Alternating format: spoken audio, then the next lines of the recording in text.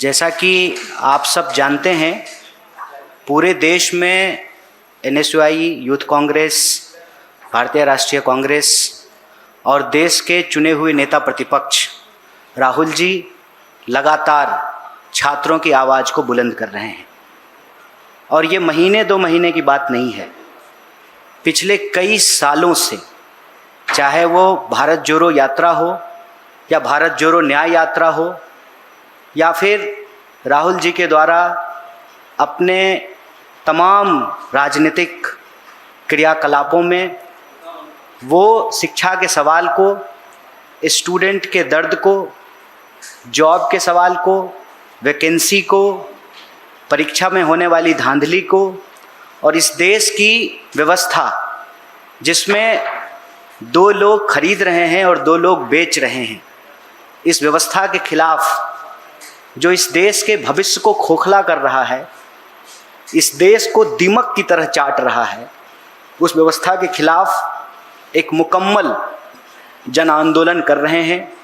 जन आंदोलनों से जुड़ रहे हैं, देश के विद्यार्थियों को, युवाओं को सुन रहे हैं, उनकी आवाज़ को उठा रहे हैं। हमने इस वर्ष भी देखा कि बात सिर्फ नीट की नहीं है। कल नीट का रिजल्ट आ गया है, री नीट का रिजल्ट आया है और बात सिर्फ एक परीक्षा की नहीं है। इस फेल एनटीए के राज में, इस लीक प्रधान के राज में कोई भी ऐसी एक परीक्षा नहीं है जो ठीक से आयोजित हो रही हो, कोई ऐसी वैकेंसी नहीं है जिसको ठीक से भरा जा रहा हो, कोई ऐसा डिपार्टमेंट नहीं है जहां पर वैकेंसी नहीं हो, जहां पर रिक्त पद नहीं हो, और कोई ऐसा दिन नहीं है जहां इस देश के नौजवान आत्महत्या नहीं कर रहे हैं। रोज 25 स्कूल बंद होते हैं, हर घंटे 2 नौजवान आत्महत्या कर रहे हैं। तो इस देश की शिक्षा व्यवस्था आईसीयू में चली गई है और इस बदहाल शिक्षा व्यवस्था को बदलने के लिए ही छात्रों की यह गूंज आज न सिर्फ 28 शहरों में बल्कि देश के कोने कोने में चल रही है। आपने देखा कि जो अभियान नेता प्रतिपक्ष ने कोटा से शुरू किया है, उसके तहत आज देहरादून में वो विद्यार्थियों से संवाद करेंगे, पेपर लीक पर चर्चा करेंगे, क्योंकि हम समझते हैं पेपर लीक होने का मतलब इस देश का फ्यूचर लीक होना, और जब देश का पीएम वीक होता है तो पेपर लीक होता है, इस देश का फ्यूचर लीक होता है। तो यह लड़ाई सत्ता को बदलने की, व्यवस्था को बदलने की लड़ाई है। यह लड़ाई छात्रों की यह गूंज हुंकार बनेगी, शिक्षा की क्रांति होगी। जब हम आज विपक्ष में हैं तो सड़कों पर लड़ रहे हैं, जब हम सत्ता में होंगे, सरकार में होंगे, तो जो सुझाव देश भर के विद्यार्थी, academician, teaching staff, non teaching staff और इस देश के पेरेंट्स, अभिभावक हम लोगों को छात्रों के गूंज कैंपेन के माध्यम से पहुंचा रहे हैं, इसके आधार पर एक एजुकेशन चार्टर तैयार करके इस शिक्षा क्रांति को अंजाम दिया जाएगा। इस देश की शिक्षा व्यवस्था जो आईसीयू में पड़ी हुई है उसको बदला जाएगा। और इसी मुहिम में, इस प्रेस मीट की शुरुआत में आज हमने आप सबके समक्ष जो छात्रों की गूंज कैंपेन है उसका एंथम सॉन्ग लॉन्च किया है, जो आप सब लोगों ने देखा है।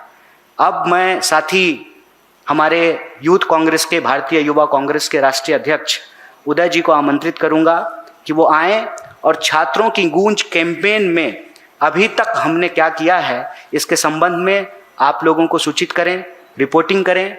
उसके बाद आपके जो सवाल जवाब होंगे उन सवाल जवाब के माध्यम से हम इस प्रेस मीट को आगे बढ़ाएंगे। साथी उदय जी। बहुत धन्यवाद कन्हैया जी, और सभी प्रेस के साथी जो आप अपना समय निकाल के यहाँ आए, आपका भी बहुत बहुत धन्यवाद। हम सब जानते हैं पेपर लीक जैसी बीमारी आज कैंसर बन चुकी है हमारे देश में, और इस कैंसर को फैलाने वाले और कोई नहीं है, धर्मेंद्र प्रधान मोदी जी के देख रेख में ये कैंसर फैला रहा है और देश के छात्रों का भविष्य जो है अंधकार में डाल रहा है, देश का भविष्य अंधकार में डाल रहा है। छात्रों की गूंज कैंपेन जो हमारी शुरू हुई, ये कैंपेन भारतीय राष्ट्रीय कांग्रेस, भारतीय युवा कांग्रेस, एनएसयूआई साथ मिलकर चला रहे हैं। 28 सिटीज में, 28 शहरों में ये कैंपेन हमने पायलट प्रोजेक्ट की ओर से शुरू किया था। प्रेस कॉन्फ्रेंस हुआ था।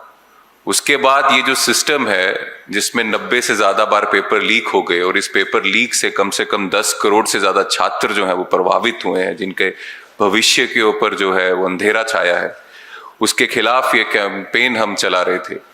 राहुल गांधी जी ने भी कोटा में जो छात्रों के साथ संवाद किया था उसमें सीधे सीधे बताया था जो खामियां इस देश के एजुकेशन के सिस्टम भी हैं और उसको इम्प्रूव करने की जरूरत है। और पेपर लीक के खिलाफ हमारे नेता राहुल गांधी जी संसद के अंदर भी और संसद के बाहर भी पेपर लीक के मुद्दे को लगातार उठाते जा रहे हैं और उसी सिलसिले में आज देहरादून में भी वो छात्रों के बीच पेपर लीक की बात रखेंगे। छात्रों की गूंज जो कैंपेन है वो प्रेस कॉन्फ्रेंस से जिस तरह से मैंने कहा वो शुरू हुआ। उसके बाद हमने स्टूडेंट्स के साथ इंटरेक्शन किया, उनके साथ एंगेजमेंट किया। ये एंगेजमेंट कॉलेजेस में, यूनिवर्सिटीज में जाकर, कोचिंग सेंटर्स में जाकर, लाइब्रेरीज में जाकर, मैराथन्स जैसे इवेंट्स अरेंज करके, स्पोर्ट्स इवेंट्स अरेंज कर छात्रों से हम संवाद करते हैं और उनको कहते हैं कि अगर आप इस कैंपेन में और पेपर लीक के खिलाफ जो हम लड़ाई लड़ रहे हैं उसमें जुड़ना चाहते हैं तो एक मिस कॉल नंबर कर या फिर जो बार कोड है उसको यूज कर आप रजिस्ट्रेशन कीजिए और वो रजिस्ट्रेशन करके वो इस कैंपेन में हमारे साथ जुड़ते हैं। उसके बाद वीकेंड हफ्ते में 2-3 प्रोग्राम्स होते हैं, हर एक शहर में होते हैं, जो 28 सिटीज हैं। उसमें प्रोग्राम से हम संविधान संवाद करते हैं, उसमें टाउन हॉल मीटिंग्स करते हैं, उसमें मार्चिस करते हैं, मशाल मार्च होते हैं और ऐसे काफी प्रोग्राम्स जो होते हैं। उसके बाद हम 1 अगस्त को घेराव करेंगे, कलेक्ट्रेट घेराव करेंगे और वहां पे धरना करेंगे हमारे सभी लोग जो स्टूडेंट्स हमारे साथ उन शहरों में जुड़े हैं और यूथ कांग्रेस, एनएसयूई कांग्रेस के साथ ही मिलकर। और उसके बाद 1 अगस्त के बाद हमारा जो स्लोगन है चलो दिल्ली का अगस्त 9 का, उसके साथ अगस्त 9 को सभी लोग दिल्ली में आकर पार्लियामेंट घेराव करेंगे और जो पहला फेज है छात्रों की गूंज का वो खत्म होगा। साथ ही साथ डिजिटल कैंपेन्स हैं, फाइट अगेंस्ट पेपर लीक। सभी शहरों में जो लोग इसके एम्बेसडर्स बनना चाहते हैं, जो ये आवाज उठाना चाहते हैं, ये कैंपेन है उसमें है, जिसमें काफी एम्बेसडर्स हम लोगों को मिल रहे हैं जो लोकल स्टूडेंट्स हैं, स्टूडेंट एक्टिविस्ट हैं और इस कैंपेन में अपनी आवाज उठा रहे हैं पेपर लीक के खिलाफ। साथ ही साथ APL हैशटैग है अगेंस्ट पेपर लीक, इसमें 2 मिनट की वीडियो अपलोड कर रहे हैं। कोई भी पेपर लीक के खिलाफ बात रखना चाहता है, हम समझते हैं वो स्टूडेंट्स जो हैं पढ़ाई कर रहे हैं, कोचिंग कर रहे हैं, कॉलेजेस जाते हैं, वो हमारी तरह धरने पे नहीं बैठ सकते, वो वाटर कैनन लाठीचार्ज नहीं खा सकते, लेकिन डिजिटली सोशल मीडिया में एक 2 मिनट की वीडियो डालकर hashtag APL against paper leak में वो हमारा समर्थन कर रहे हैं।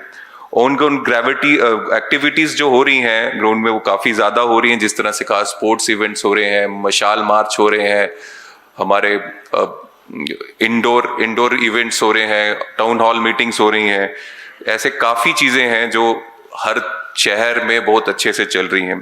और मैं आपको बताना चाहूंगा अभी तक छात्रों की गूंज कैंपेन में 6.5 लाख लोग स्टूडेंट्स जो है उन्होंने रजिस्ट्रेशन की है, 50,000 के लगभग लोगों ने मिस कॉल किया है और टोटल 33 लाख स्टूडेंट्स से के साथ हमने अप्रोच किया है। तो 33 लाख में से 50 लाख लोग स्टूडेंट्स मिस कॉल किया करके हमें ज्वाइन किया है और 6.5 लाख छात्रों ने रजिस्ट्रेशन किया है, जो मिस कॉल करके या बारकोड को स्कैन करके जो लिंक आता है रजिस्ट्रेशन का वो करके हमारा समर्थन दिया है। हमारी डिमांड्स हम फिर से कह देते हैं एक ही है, धर्मेंद्र प्रधान जो पेपर लीक माफिया चला रहा है और उसके साथ जो लोग पेपर लीक माफिया चला रहे हैं उनके खिलाफ कार्रवाई हो। धर्मेंद्र प्रधान का इस्तीफा चाहिए। हम ये नहीं चाहते कि एक धर्मेंद्र प्रधान जाए और उसके बाद दूसरा धर्मेंद्र प्रधान आ जाए और पैसों के लालच में वो भी पेपर लीक करे। हम चाहते हैं सिस्टम को ओवरऑल ठीक करना, सिस्टम को अकाउंटेबल बनाना।